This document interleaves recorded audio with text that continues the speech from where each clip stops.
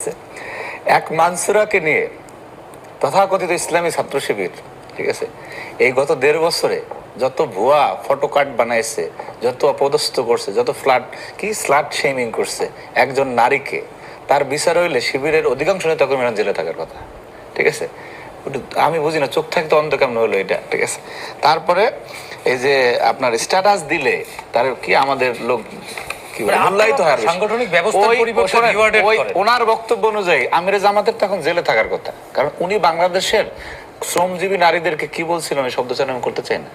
ঠিক আছে, এবং সেটা উনি বাংলাদেশের শ্রমজীবী নারীদেরকে তো মানে ওনাকেই কোট করে বলে। হ্যাঁ, উনি দেখেন বেশ্যা বলেছে, দেখেন মিথ্যার উপর বেস করে ভাই আর্গুমেন্ট করতেছে। না, মিথ্যা না, এটা নির্বাচনের সময় প্রমাণিত হয়েছে। এটা কি প্রমাণিত? যে ওনার আইডি হ্যাক হয়েছে। কিসের আইডি হ্যাক হয়েছে? এটা এত বড়, এটা অফিশিয়ালি প্রমাণিত। লানত পড়বে আল্লাহর, কিসের অফিশিয়ালি প্রমাণিত হয়েছে?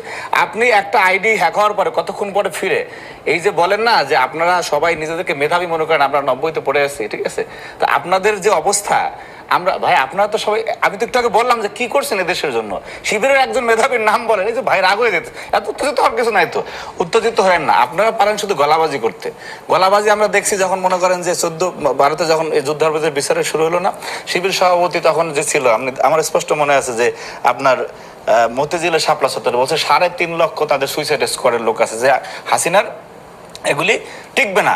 এই 10 জন ঝুলাই দিছে, কোনো কথা করতে পারে না, এরা আমাদের আন্দোলনের কথা বলে। এদের শীর্ষ 10 নেতারা ঝুলাই দিছে, সেই থেকে এখন পর্যন্ত শুধু গলাবাজি দেখি। আপনি জুলাই আন্দোলনের বহুত গল্প শুনি, আপনি উল্লেখযোগ্য একটা ঘটনা জিজ্ঞেস করি, কিছু বলতে পারবে না, যে একটা ডকুমেন্টস দেখান কোথায়। আর আমাদের হাজার হাজার ডকুমেন্টস আছে এই জুলাই গণঅভ্যুত্থান।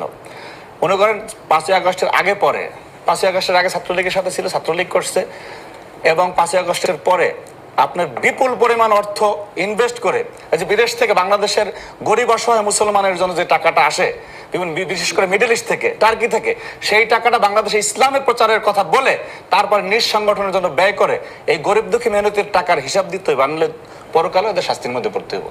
এই টাকা তারা ব্যয় করে এই শিবিরের যে জনশক্তি, আমি বলি শেষ করি, শিবিরের যে জনশক্তি, এরা মনে করেন যে এই বড় ধরনের মানে জুলুমের বিরুদ্ধে এরা কোনো প্রতিবাদ করতে পারে না, জানেন?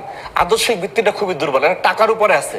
কারণ এই টাকা দেওয়া বন্ধ হোক, শিবিরের থানার সব প্রেসিডেন্ট থেকে শুরু করে সেন্ট্রাল পর্যন্ত প্রত্যেকে মান্থলি টাকা দেওয়া হয়, তাদের শিক্ষা পড়ালেখা এই সেই হাবিজাবি এগুলির প্রতি ব্যাপক পরিমাণ একটা ইনভেস্ট থাকে, যে টাকাটা বাংলাদেশের গরিব মানুষের টাকা। এই ইনভেস্টের কারণে এরা আছে। ইনভেস্ট বন্ধ করে দিলে শিবির দেখেন যে এরা অস্তিত্ব সংকটে পড়ে যাবে।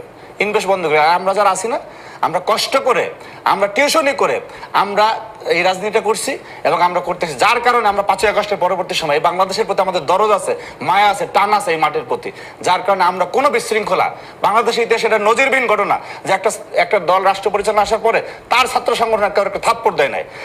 এবি জুবায়ের এবং মোসাদ্দেক যে পরিমাণ মত তৈরি করছে, যেই পরিমাণ বিশৃঙ্খলা তৈরি করছে নির্বাচনের পরের দিন, আমি বলি ভাই প্লিজ, মোসাদ্দেক তো ছাত্র শিবিরের কেউ না, তিনি শাকিল তো কে ছাত্র শিবিরের কেউ না। মোসাদ্দেক এত বড় মুনাফিকি কথাবার্তা বাংলাদেশের মানুষ হাসে, ওরা খায়, ঘুমায়, হাঁটে, চলে, সমস্ত এজেন্ডা, সমস্ত মিছিল মিটিং মোসাদ্দেক এবং এবি জুবায়ের তো ছাত্র শিবিরের কেউ না। আমি কে শিবিরের লাইভে ওরা ওই যে সাদ্দাম আর ইয়ারসি শিখবারছে বড় শিবির, কে বলছে শিবিরের কেউ না?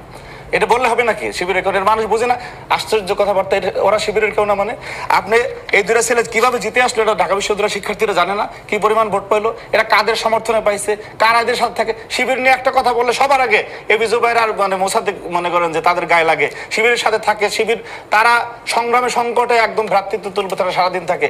এই যে মুনাফিকি, এই যে মুনাফিকিটা না, তারা তো সাধারণ, তারা বললে হবে নাকি? তারা আপনি বললে উনি সাদা, আমি সাদা পাঞ্জাবি পড়ছি, আমি যদি বলি কালো, এটা মানুষ বিশ্বাস করবে নাকি?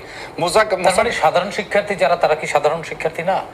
যারা বলে সাধারণ শিক্ষার্থী, এই পবিত্র শব্দটা ওনারা অসাধারণ ভাবে কলঙ্কিত করছে। এরা কিসের সাধারণ শিক্ষার্থী? এবি জুবায়ের আর মোসাদ্দেক কিসের সাধারণ শিক্ষার্থী? শিবিরের সমস্ত পারপাস যাদের মাধ্যমে মানে বাই ফর সব এভরিথিং যাদের মাধ্যমে করা হয়, তারা আবার কিসের সাধারণ শিক্ষার্থী? সেই দুইটা ছেলে যা করছে সেইটা যদি এই জায়গায় শিবির থাকতো আর এই জুবায়ের আর মোসাদ্দেক আমাদের সাথে থাকতো, তাহলে তারা কি পরিণতি করতো? Ask yourself and then you will get the answer. তারা করতো। শুনেন ভাই, এত বড় ভণ্ডামি বাদ দিয়া মনে করেন সিরাতুল মুস্তাকিমের লাইন আসেন, যেটা মুখে বলেন না কেন, সেটা ধারণ করেন। ধারণ করলে মনে করেন যে এই সম্প্রীতির রাজনীতিটা থাকবে। যারা 5ই আগস্টের পরে ফ্যাসিবাদ বিরোধী নেতা আমরা একসাথে ছিলাম, আমরা কখনোই চাই না যে ছাত্রলীগের দিকে আবার ব্যাক করুক, আমরা কখনোই চাই না এতে সারা একটা মানে ফ্যাসিবাদীরা সুযোগ পাবে, কিন্তু তারা ধীরে ধীরে করে দিচ্ছে। ছাত্রলীগ তো আপনাদের কর্মকাণ্ড নিয়ে শুনেন ওই যে মিলেমিশে ছিল ওরা আত্মীয় হেন কারা একসাথে ছিল, কারা ছাত্রলীগের লেজিটিমেসি স্টিল নাও কন্টিনিউ করতেছে, সেটা তো শিবিরের আচরণ দেখলে বোঝা যায়। কারণ আমি তো একটু আগে বলছি যে শিবির, আপনি যদি ছাত্রলীগের 5ই আগস্টের তালিকা ধরে আপনি বিচার করতে চান, ইসলামী ছাত্র শিবির তো নেতৃত্ব শূন্য হয়ে যাবো, তাদের কোনো লোক থাকবে না। 99% ম্যাক্সিমাম শিবির করা, সরি ছাত্রলীগ করা, ম্যাক্সিমাম ছাত্রলীগ করা। আপনাকে তাদের যে সবচেয়ে বড় আইকনিক জুলাই ইমাম সাদিক কায়েম অস্বীকার করতে পারবে নাকি? অস্বীকার করতে, ছাত্রলীগ ক্যান্ডিডেট ছিল সে হলের, কত অসংখ্য মিছিল মিটিং রয়েছে, আমাদের একজনের কথা বলেন না, তো প্রমাণ করতে পারেননি। কে প্রমাণ করতে পারেন না? কে ওই ভিডিওগুলি তারা ফ্যাক্ট চেকিং দেখ না, দেখি যেটা সত্য না মিথ্যা, সেই সৎ সাহস আছে তাদের, সেটা